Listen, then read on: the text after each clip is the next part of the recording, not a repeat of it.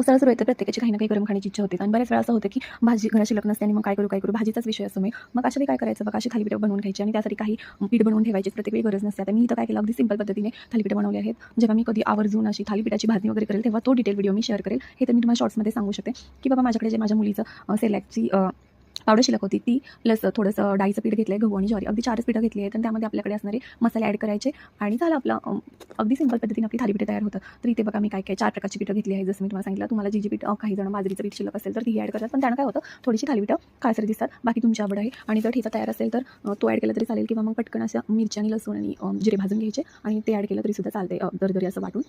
आणि पावडर मसाल्यांमध्ये हळद, मीठ, चटणी आणि ओवा टाकायचा, थोडासा गरम मसाला टाकायचा आणि थोडंसं घट्टसर असं पीठ मळून घ्यायचं. आता पीठ जास्त मऊ नाही मळायचं, कारण पीठ मऊ मळलं की परत मग थापताना हाताला चिकटणं वगैरे असे प्रकार होतात. तर आता थापताना प्रत्येकाची वेगळी पद्धत असते. कोणी ताटावर थापतं, कोणी पोळपाट असतो त्यावर थापतं. तर असं पीठ हळूहळू पिठामध्ये पाणी घालून घट्टसरच मळायचं. त्यामुळे परत आपल्याला जेव्हा गरजेनुसार असं थोडंसं मळून घेता येतं आणि पाण्याचा हात देऊन असं छान असं थापता येतं. काही जण थापतात, काही जण अगदी लाटतात सुद्धा. आता इथं माझ्या सासूबाई बनवतात. मी काय करते, मी ताटावर थापते. त्यांनी डायरेक्ट किचन ओट्यावरती रुमाल ठेवला आणि हाताने हळूहळू थापायचं आणि काय करायचं, वरून ॲक्च्युअली झाकण ठेवलेलं, तो आता व्हिडिओमध्ये पाठ घेतलेला नाही आहे.